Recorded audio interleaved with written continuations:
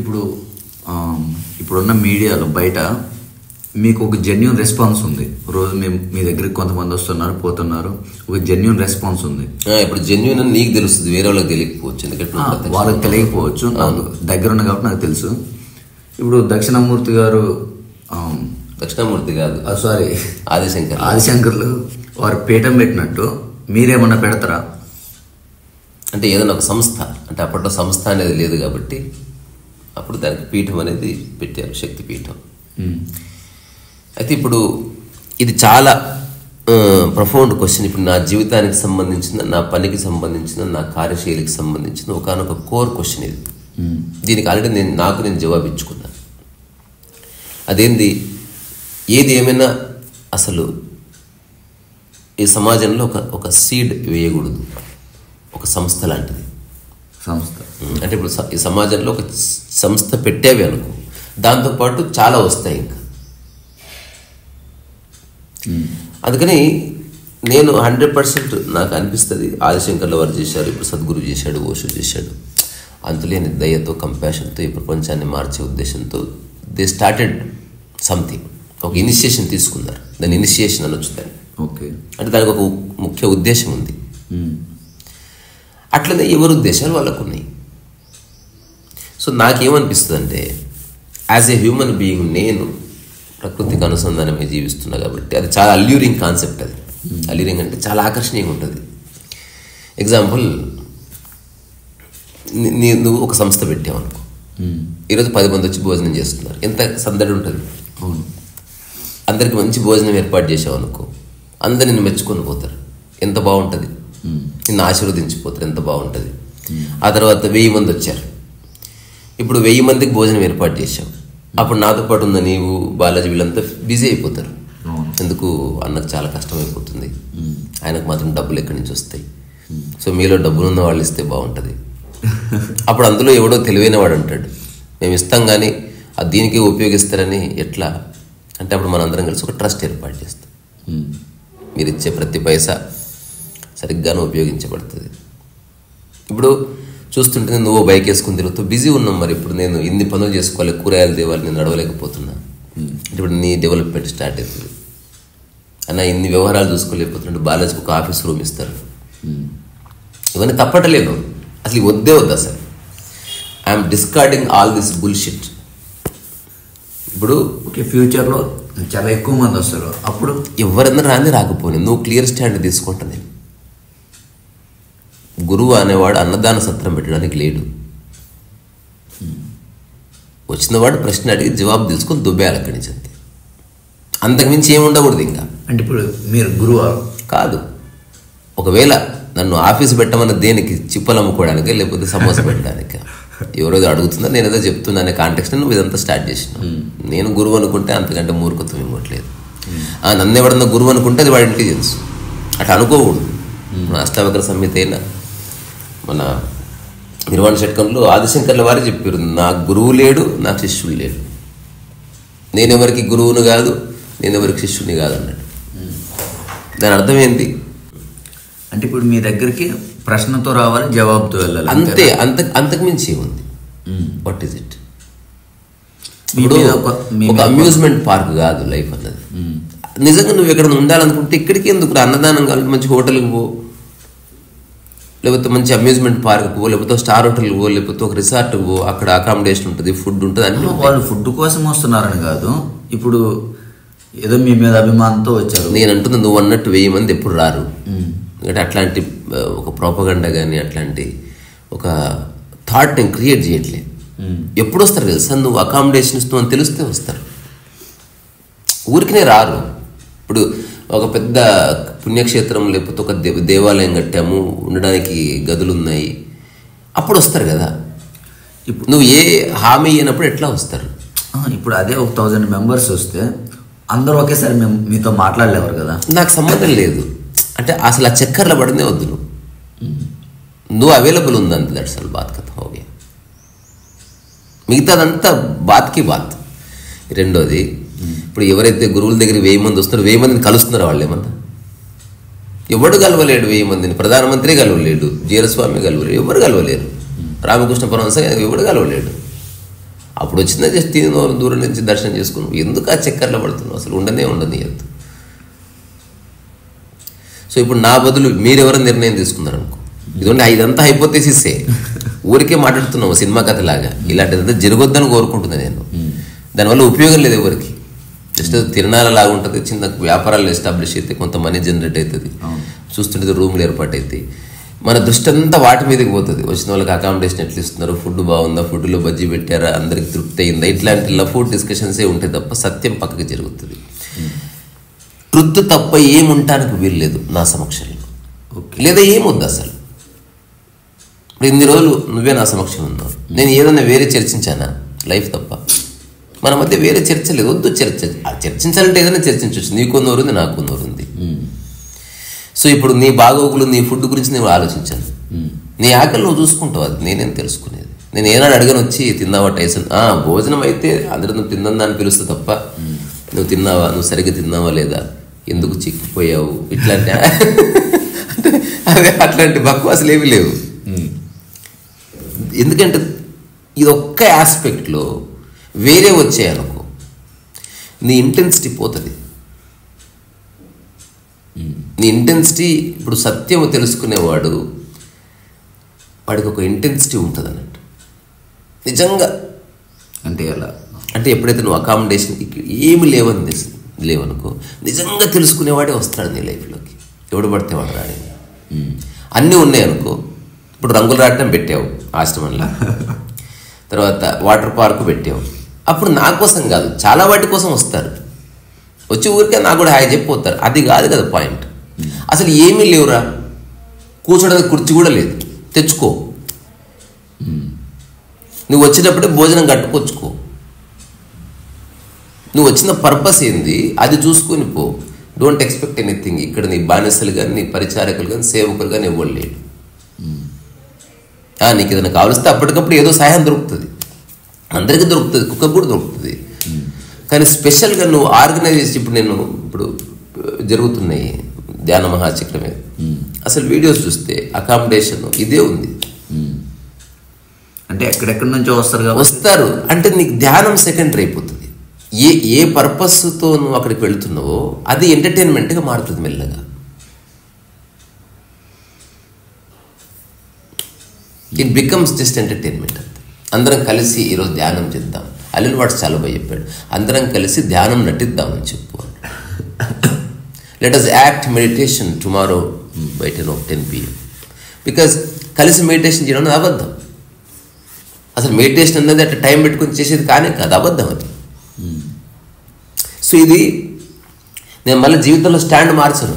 Okay, అంటే ఇప్పుడు ఈ ఒక్క స్టేట్మెంట్ చెప్పడం వల్ల నేను అనంతమైన అవకాశాలు కోల్పోతున్నా సమాజం. మారిస్తే మార్చను. చెత్త అది, బక్వాస్, మీనింగ్లెస్. సో కలిసేవాడు ఉన్నాడు, నేనున్నాను. నేను అవసరమైతే ఎవరన్నా కలుస్తాను, కానీ మధ్యన ఇవే ఉండకూడదు. అక్కడ మంచి అకామిడేషన్స్ ఉన్నాయి, వెళ్దామా? కాదు, అక్కడ సత్యం ఉంది, వెళదాంపా, ఇది కావాలి. మిగతాదంతా అక్కడ ఏ తినడానికి తిండి ఉండదురా బాబు, అక్కడ కుక్క సావు. కానీ విషయం అర్థం చేసుకుని వచ్చేద్దాం, అక్కడ ఉండలేము మనం. అసలు ఆయన చూసుకోడు. ఆయన ఎవడు కేర్ టేకర్ కాదు. ఇంకోటి మనం కూడా ఆయన చూసుకోవాల్సిన అవసరం లేదు. అక్కడ ఎవరి పనులు టైసన్ ఉంటాడు, బాలాజీ ఉంటాడు, వాళ్ళ ఉంటే ఎవరి పనులు వాళ్ళు చేసుకుంటారు. వాళ్ళకేం సంబంధం ఆయనతోటి? ఏదైనా కావలిస్తే అప్పటికప్పుడు అడుగుతారు, చేస్తే చేస్తారు, లేకపోతే లేదు. నీకేమైనా కావలిస్తే బాలాజీని ఎవరినో అడిగి తెప్పించుకుంటే చేస్తారేమో, తెలియదు, చేయకపోవచ్చు కూడా. కంపల్సరీ జరుగుతుంది అన్నది ఏది ఉండకూడదు. అంతెందుకు, నా బదులు ఎవడున్నా ఈ రూమ్లో సోఫాలు వచ్చే ఉండేవి కదా ఈ పాటి. నేను నిజంగా ఇంప్రెస్ చేయాలనుకుంటే ఎంతసేపు రా. ఇప్పుడు నేను ఒక 4 బెడ్రూమ్ల ఫ్లాట్ తీసుకుని ఇంప్రెస్ చేయలేదు ఈ తొక్కల సమాజాన్ని. అసలు ఆ చక్కర్ల పడదే వద్దు. అసలు దాని విత్తనమేయకు, దాన్ని మొలకెత్తనీయకు. అసలు ఒక్కసారి నువ్వు జనాలను ఇంప్రెస్ చేసి చక్కర్లు పడ్డావు అనుకో, అదే నువ్వు అది ఇంకా దాని ఎక్కువైతుంది. మనం అప్పటికంటే ఇప్పుడు ఇంకా బాగా చేయాలి. మనం లాస్ట్ టైం వచ్చిన వాళ్ళు ఆహా అన్నారు, ఇప్పుడు అబ్బబ్బా అనాలి. ఇట్లాంటివన్నీ వస్తాయి. ఎందుకు? అట్లాంటి ప్రయోగాలు చాలామంది చేశారు. ఓషో చేసిన దాన్ని సద్గురు కొనసాగించాడు, లేకపోతే ఇప్పుడు సుభాష్ పత్రిజీ, లేకపోతే ప్రపంచవ్యాప్తంగా మహర్షి మహేష్ యోగి, అందరు ఇదే చేశారు. Nityananda, they all failed. ఇప్పుడు they are just managing people all the time. అక్కడ ఏదో జరుగుతుంది. ఇప్పుడు ఏదో ఒకటి చేసిన తర్వాత ఏదో ఒకటి చేయవలసి వస్తుంది. నువ్వు ఏదో ఒక కార్యక్రమం చేసి నువ్వు జనాలను ఎంతరాలు చేయవలసి వస్తుంది. ఒక కపుల్ ఆఫ్ డేస్ నువ్వు ఒక రకమైన ధ్యానం చేస్తే ఏదో అనుభూతి కలుగుతుంది, కానీ 100% నీకు రిజల్ట్ ఇచ్చేది కానే కాదు. కుదరదు అట్లా. అంటే అబద్ధం. They are all lying to people. వాళ్ళు మోసం చేస్తలేరు, వాళ్ళేం మోసగాళ్ళు కాదు, అంతవరకు క్లియర్. వాళ్ళని ఆశ్రమాలు పెట్టొద్దని చెప్పాను. ఇంకా 100 ఆశ్రమాలు రాని నాకేం పోతుంది. నేను స్పష్టంగా దర్శిస్తున్నది ఏమిటంటే గురువు, సత్యము, నీవు తప్ప వేరే ఏముండకూడదు అక్కడ. ఏదున్నా రేపు మాట్లాడుకుందాం, పడుకుందాం పాపం. భోజనశాలలో మంచి భోజనం, వేడివేడి భోజనం. నేను అంటున్నది అది మీ ఇంట్లో కూడా ఉంది. అకామిడేషన్ మీ ఇంట్లో ఉంది. సత్యం ఒక్కటి నీ దగ్గర లేదు. దాని ఒక్కదాని కోసం రా. లేదా జీవితంలో తెలుసుకోవాలనుకున్న ఒక్క అంశం ఉంది, అది తప్ప నీ దగ్గర ఎవ్రీథింగ్ ఉంది.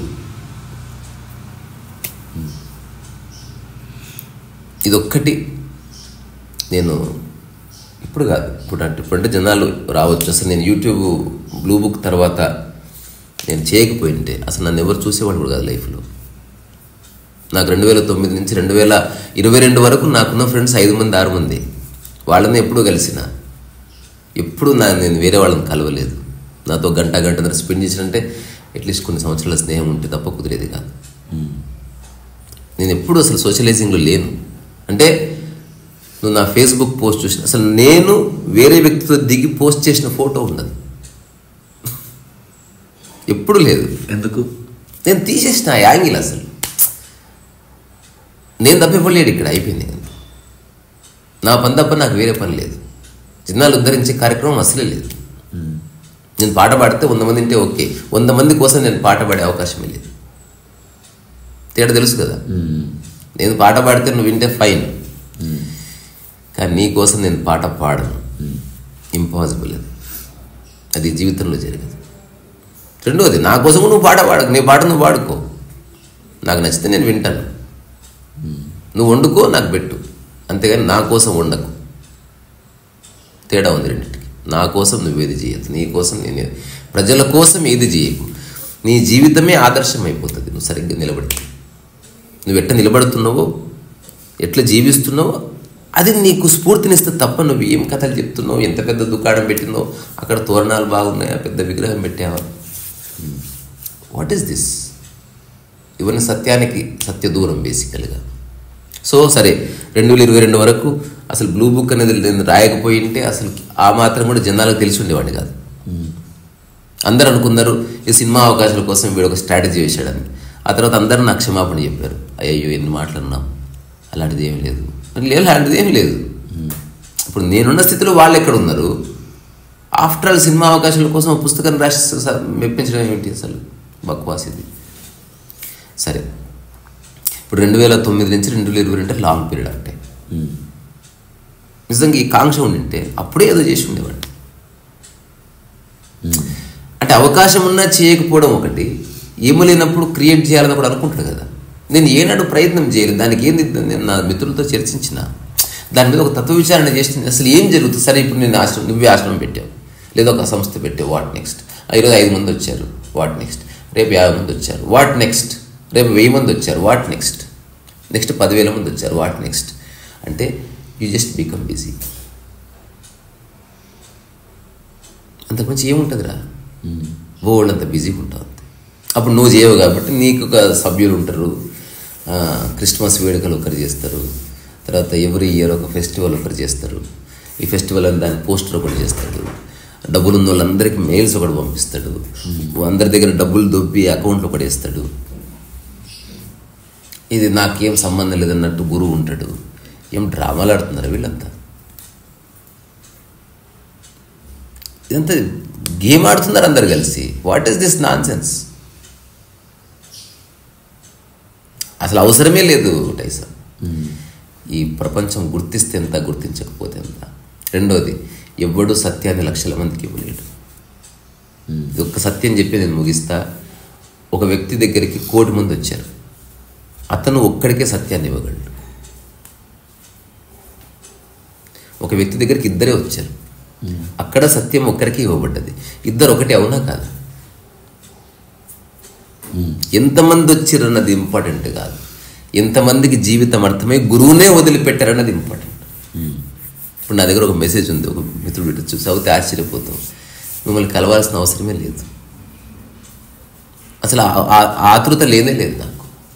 మిమ్మల్ని కలిస్తే ఎంత, కలవకపోతే ఎంత, మీరు ఎప్పుడు నా హృదయంలో ఉంటారు.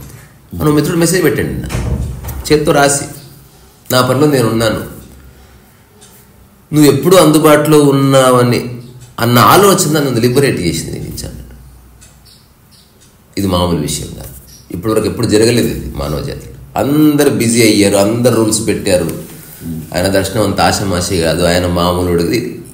అరే రామ, నువ్వు ఎర్రి పప్ప, నువ్వు అంతే ఈ సమాజంలో. నీకు జీవితం అర్థమైంది, ఒకటి జీవితం అర్థం కాదు, ఇంకా అంతకంటే ఏం తేడా లేదు. ఇది ఎట్లుందంటారా, ఒకరికి సైకిల్ వచ్చు, ఒకరికి సైకిల్ రాదు, క్యా ఫరక్ పడి, వాట్ ఈస్ ద డిఫరెన్స్? మిగతా అన్ని విషయాలు అందరూ ఒకటే. మిగతా ఇప్పుడు చింతకాయ పచ్చడి అది దంచడం రాదు, గురువుకు రాదు, ఒకటి వచ్చు. గురువుకు ఎలా హాయిగా ఉండాలో తెలుసు, వాడికి తెలియదు. ఇద్దరు ఒకరికొకరు షేర్ చేసుకుంటున్నారు. సో ఎప్పుడైతే ఇది వ్యాపారాత్మకమైందో దాని అందమంతా పోయింది. ఒకప్పుడేమో కొంతమంది గురువులు ఈగోయిస్టులు కూడా ఉన్నారు, అంటే గుర్తింపు కోసం ఈ గురుత్వాన్ని అడ్డు పెట్టుకున్నారు. వస్తే కొట్టడాలు, లేకపోతే చిన్న అహంకారం ప్రదర్శించడాలు, సేవలు చేయించుకోవడాలు. ఒకప్పుడు అట్లా ఉన్నది. అంటే ఏ టెక్నాలజీ లేని రోజుల్లో గురువుకు సేవ చేస్తేనే నీకు నేర్పిస్తాడు ఏదైనా. అందుకని పాపం చాలా సేవ చేసినాక ఏదో ఒక రాగమో లేకపోతే జ్ఞానమో చెప్పేవాళ్ళు.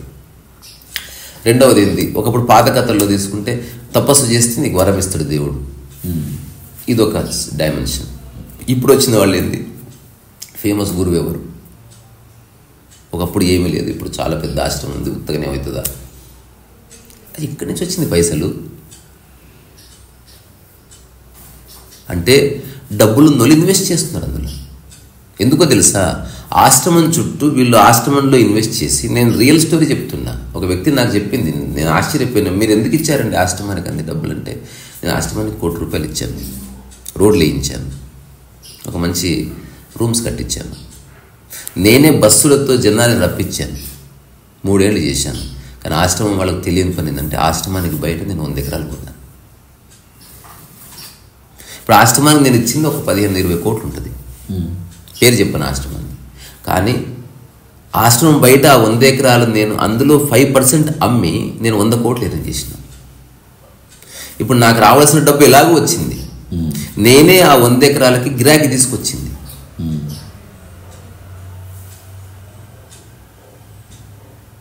సో నేను గురువు ఈ ఆశ్రమంలో బిజినెస్ మాత్రమే చూస్తున్నాను. నేను నాకు ఇక్కడ వచ్చే ధ్యానంతో ఏ పని లేదు. రెండోది, గురువు నా మీద డిపెండెంట్, నేను కాదు గురువు మీద అన్నాడు. ఆ గురువు నా మీద డిపెండెంట్, నేను ఆయన మీద డిపెండెంట్ కాదన్నాడు. కానీ అందరి దగ్గరికి వెళ్ళినప్పుడు నేను మొక్కుతాను, అందరు వస్తారు, అక్కడి నుంచి నా రిసార్ట్కి వస్తారు, ఉంటారు, అక్కడి నుంచి ప్లాట్లు చూస్తారు. గురువుగారి దగ్గరే ఉండొచ్చు, ఇక్కడ కొనండి, గురువుగారు కాబట్టి నేను మీకు తక్కువకి ఇస్తాను, ఎవరికి ఇవ్వనండి అంటాను.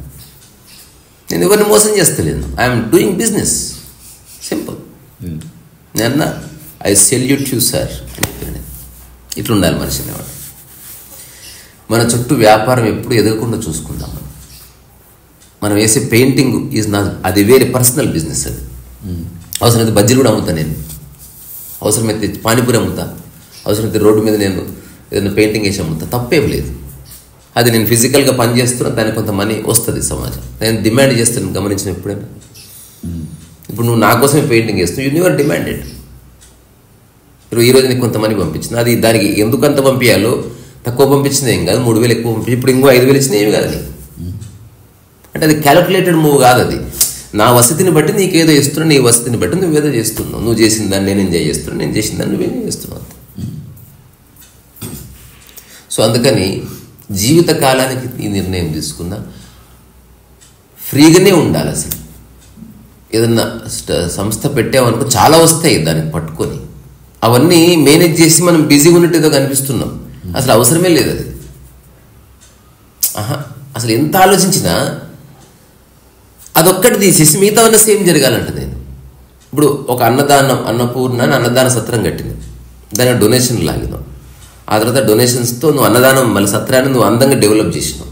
అందంగా డెవలప్ చేసి కుర్చీలు వేసినావు, తర్వాత అరిటాకులు వేసినావు. మళ్ళీ ఒక 1000 మంది వచ్చారు, మళ్ళీ 1000 మంది దగ్గర మళ్ళీ డొనేషన్స్ లాగినావు. ఇదంతా జరుగుతుంది. ఇది ఒక రిగమరోల్. అంటే 1,00,000 సంవత్సరాలు ఉంటే 1,00,000 సంవత్సరాలు జరుగుతుంది. ఈ అన్నం తింటారు, షిఫ్ట్కి పోతారు, వెళ్ళిపోతారు. అది వదిలే. నేను అన్నం పెట్టొద్దు అన్నట్లే. అసలు ధ్యానాశ్రమం తీసి ఉత్త అన్నదాన సత్రం పెట్టు, నేను దానికి ఒప్పుకుంటా. అది చేద్దాం. I'm ready for that. అసలు ధ్యానం లేదు, సత్యం లేదు, బొంగు లేదు, భోజనం లేదు. మరి రండి భోజనం చేసిపోండి, చలో.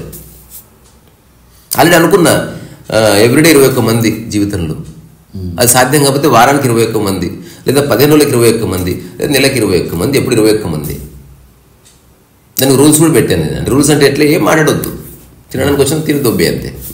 మీరు బాగా చేశారండి, చాలా బాగా చేశారు, పప్పులు ఉప్పు వేశారండి, ఇట్లా డిస్కషన్స్ ఏమొద్దు. నచ్చితే తిని, నచ్చకపోతే నీ మడత పెట్టేసి వెళ్ళిపో. సో ఇప్పుడు సంస్థ ఒక్కటి తీసేసినా సేమ్ జరుగుతుంది. అంతెందుకు అష్టావక్ర మహాగీతలో ఒకడు పెయింటింగ్ వేస్తున్నాడు, నేను వేస్తున్నాను అనుకుని. ఒకడు పెయింటింగ్ వేస్తున్నాడు కర్తాభావన లేకుండా, నేను ఎక్కడ వేస్తున్నా సంస్థ నాతో వేయిస్తుందని. ఇద్దరు పెయింటింగే వేస్తున్నారు, కానీ వీడు బిరుక్కపోతున్నాడు, వీడు ఫ్రీ అయి ఉన్నాడు. నేను కాదు వేసేది. అది జరుగుతుంది అట్లా. అందుకని నేను క్లెయిమ్ చేసుకోలేదు సార్. ఇప్పుడు నేను వేసే పెయింటింగ్లో బ్రష్ తయారు చేసిన కంపెనీ వాడు భాగస్వామి. అట్లా ఎందరందరూ భాగస్వామ్యం కలిస్తే పెయింటింగ్ అయిందండి. నేను ఎక్కడ వేసాను, నేను కొంత పార్ట్ నాది. అట్లా మెచ్చుకుంటే మీరు అందరినీ మెచ్చుకోవాల్సింది, అందుకని ఎట్లా మెచ్చుకుంటారండి. ఇది right approach. This is real spirituality. నేను ఒక్కడిని కాదు సార్, అందరూ భాగం నాలు అని చెప్పుకోవడం. ఇప్పుడు మా అమ్మ నాకు టీ ఇచ్చింది, ఈ డిస్కషన్లో టీ భాగం కదా. ఖచ్చితంగా ఎంతో అంతా దాని పార్టిసిపేషన్ ఉంటుంది. నువ్వు పార్టిసిపేట్ దాని లైఫ్లో ఎదిగితే ఖచ్చితంగా నీ పార్టిసిపేషన్ అందులో ఉండే. ఇప్పుడు నీ యొక్క ప్రజెన్స్ కూడా ఉపయోగపడి ఉంటుంది. నువ్వు మెంటల్ ముండవాడు కనుకో, నువ్వు బేకూఫ్ అనుకో, నువ్వు తాగుపోతాను, ఖచ్చితంగా డ్యామేజ్ అవుతుంది కదా. ఎందుకు పంపించేస్తాం, నా ఫ్లోకి దెబ్బతింటుందాం అని. సో ఇప్పుడు ఎట్లాగైతే పెయింటింగ్ వేసిన వాడు గుర్తింపు కోసం వేసేవాడు, గుర్తింపు లేదనేవాడు, ఇద్దరు పెయింటింగ్ వేస్తున్నారు. అట్లా ఈ ఆశ్రమం అనే కాన్సెప్ట్, ట్రస్ట్ అనే కాన్సెప్ట్ ఇచ్చిన సేమ్ జరుగుతుంది. అంటే ఇది నా రియలైజేషన్. ఇప్పుడు చెప్తా, లాస్ట్ 2-3 దిమ్మ తిరిగే రియలైజేషన్ ఇది. అది నేను ఆల్రెడీ చెక్ చేసినా, ఇట్ ఈస్ వర్కింగ్ బ్యూటిఫుల్లీ. ఎవరి రెస్పాన్సిబిలిటీ తీసుకోకు, ఎవరి రెస్పాన్సిబిలిటీ వాడు తీసుకుంటాడు. నువ్వు పక్కకి జరిగిందా 1000 మంది వచ్చారనుకో, నేను నెక్స్ట్ ఇట్లా చేస్తా. విజయవాడ హైవే కిలోమీటర్ నెంబర్ రాయి ఉంటుంది 311. ఆ రాయి దగ్గర ఒక ఉద్యానవనంలాగా పెద్ద కొండలు గుట్టలు ఉన్నాయి. సో రేపు పొద్దున్న ఎర్లీ మార్నింగ్ 7 నుంచి 11 వరకు అక్కడ ఉంటాను. ఎవరున్నా లేకపోయినా నేను అక్కడ ఉంటాను. ఎవరు భోజనం వాళ్ళే ముంత కట్టుకొచ్చుకోండి. అక్కడ ఏమి ఉండవు. ఎవరు వాటర్ బాటిల్ వాళ్ళే తెచ్చుకోండి, ఎవరు దుప్పటి వాళ్ళే తెచ్చుకోండి. ఇది విషయం. అందరం ఊరికే మాట్లాడుకుందాం, ఒకరి కాంటాక్ట్స్ ఒకరికి షేర్ చేసుకుందాం. నాతో ఉపయోగం ఉండొచ్చు, లేకపోవచ్చు. అక్కడున్న చాలామందికి ఉపయోగం ఉంటుంది. రెండోది, ఎవ్వరు నా గురించి రావద్దు, మీ గురించి మీరు రండి. అంటే నన్ను బాధ్యుని చేయకండి. ఇది నేను ముందే డిక్లేర్ చేస్తాను. అంటే నన్ను అక్కడికి వస్తే ఒక సభ ఉంటుంది, ఒక స్టేజ్ ఉంటుంది, నేను ప్రధానోపన్యాసం ఇస్తాను, అలాంటివి ఏమి ఉండవు. We just meet each other. అట్లా వాకింగ్కి వెళ్తాం, తిరుగుతాం. ఓన్లీ ఆ 3.5 hours తర్వాత కార్లు వేసుకుని ఎవరి తిప్పలో వాళ్ళు వెళ్ళిపోతారు. ఒకవేళ నా లైఫ్లో జరిగితే ఇది జరుగుతుంది అంతే తప్ప. ఇప్పుడు నెక్స్ట్ కేబీఆర్ పార్క్ దగ్గర బుక్ లాంచ్ చేద్దాం పొద్దున్నే. అందరూ వాకింగ్కి వస్తారు, వాకింగ్కి వచ్చిన గుంపులో మనం ఉంటాం అంతే. ఎవ్వరికి తెలియదు అసలు మనం బుక్ లాంచ్ చేస్తున్నాం. అక్కడ రాగానే మనకి ఎలాగో స్టేజ్కి జని తీసేసినాం. స్టేజ్ అవసరం అనుకుంటే స్టేజ్తో పాటు మైక్ అవసరం అవుతుంది, మైక్తో పాటు కుర్చీలు అవసరం అవుతుంది, కుర్చీల్లో మంచి కుర్చీ ఒకటి అవసరం అవుతుంది, దండ అవసరం అవుతుంది, ఫ్లవర్ బొకే అవసరం అవుతుంది, ఆ తర్వాత నీకు షాలు అవసరం అవుతుంది, ఆ ప్రధాన ఉపన్యాసం కూడా అవసరం అవుతాడు, అప్పుడు ఎంసీ అవసరం అవుతాడు. ఆ తర్వాత ఇవన్నీ ఎందుకు, స్టేజే తీసేయడంతో ఎన్ని పడిపోయినాయి చూడు. కానీ బుక్ లాంచ్ జరగలేదు, మనది జరిగింది కదా.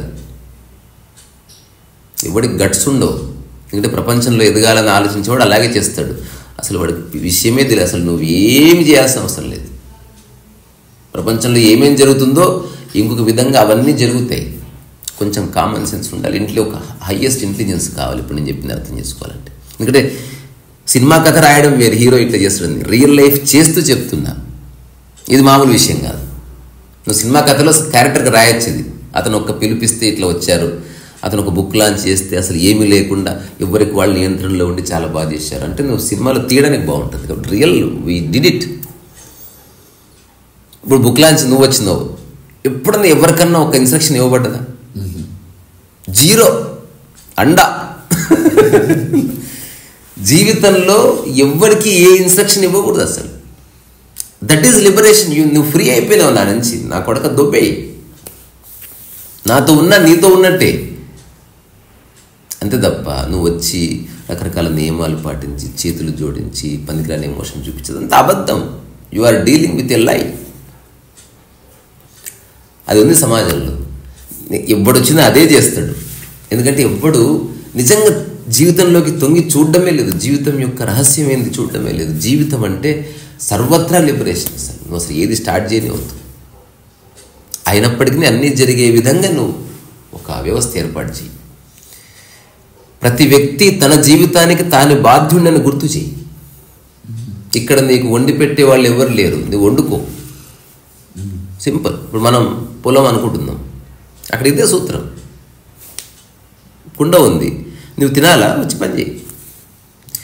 నువ్వు మంచిగా చీర కట్టుకొని వచ్చి ఇట్లా అంజు చీర తర్వాత ఇట్లా వచ్చేసరికి ఫుడ్ రెడీగా ఉండదు అక్కడ. తినాలా, పని చేయి, లేకపోతే తినకు. సింపుల్. 70 ఏళ్ళ ముసలావిడ క్లాసు కూడా గొప్పపోయి అందరి ప్లేట్లు తుడుచు, డూ సంథింగ్. అది వేరే వాళ్ళు చెప్తే సేవ కింద చేయకు, కామన్ సెన్స్ కింద చెయ్యి. దానికి సేవ అనే పేరు ఎందుకు? మళ్ళీ నువ్వు ఎవరికి సేవ చేస్తున్నావు? నీ పని నువ్వు చేసుకున్న సేవ. ఉదాహరణకి ఇప్పుడు నీ మొహం నువ్వు తుడుచుకుంటున్నట్ట, వాళ్ళ సేవ అయిపోతుందా? సో బోల్డని విషయాలు ఉన్నాయి. ఈ విషయాల గురించి చాలా క్లోజ్గా నేను చూసినప్పుడు, ఇప్పుడు ఆదిశంకర్ల వారు ఒక మఠం పెట్టారు, రకరకాల శక్తి పీఠాలు పెట్టారు. అవన్నీ నేను తప్పనను, పెట్టారు, అవి కొనసాగుతున్నాయి. అదొక పరంపర కింద మారిపోయింది అంతే. ఇప్పుడు విషయం ఏంది? అద్వైతం అనేది ఎంతమందికి అర్థమైంది? ఇప్పుడు ఇక్కడ వస్తుంది కదా ప్రాబ్లం. ఎంతమంది సభ్యులు ఉన్నారనే దానికి సక్సెస్ ఉంది, నేను ఒప్పుకుంటా. కానీ ఎంతమందికి సత్యం అర్థమైంది? నేను అక్కడ ఉన్నాను, నాకు సభ్యుల మీద ఆసక్తి లేదు, అది కించిత్ ఆసక్తి కూడా లేదు. అది వేరే వాళ్ళు చేయాలి, వాళ్ళు చేయని, మనం ఆ చక్కర్లో పడరు. రెండోది, ఎవరు శిష్యులు కాదు, ఎవరు గురువులు కాదు. ఇది ఊరికే జోక్ కోసం, జోక్ లాగా లేకపోతే డైలాగ్ బాగుందని చెప్పడం లేదు. అట్లాంటిది సత్యం ఉంది. నువ్వు నీ జీవితాన్ని సమగ్రంగా అనుభవించే ఒకానొక అవగాహన ఉంది.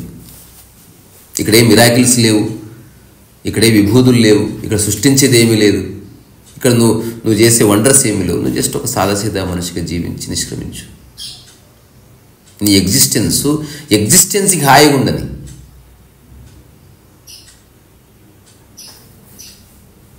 నువ్వేదో ఛాలెంజ్లు చేసి ఏవో స్టైల్ స్టేట్మెంట్లు ఇచ్చి ఇక్కడున్న సమాజంలో ఒక 2-3 రోజులు అందరితో నువ్వు మెప్పు పొందుతావు అంతే. దానివల్ల నీకు వచ్చేది ఏముండదు, నథింగ్. అల్టిమేట్గా ఏమైతే తెలుసారా, డబ్బు ఒక ప్రధాన పాత్ర పోషిస్తుంది అంతే, అంతకుమించి ఏం లేదు. సో డబ్బుకి వ్యతిరేకం కాదు, కానీ ఈ సంస్థల పేరు మీద డబ్బు తీసుకోవడం మాత్రం వద్దు అనేది. అంటే ఏ విధంగా స్టార్టే చేయదు. ఈరోజు మనం సంస్థ స్టార్ట్ చేస్తే ఒక 10 సంవత్సరాలకి వస్తుంది సంస్థ 10వ వార్షికోత్సవం చేసుకుంటాం కదరా. అసలు పెట్టనే వద్దంటుంది. అసలు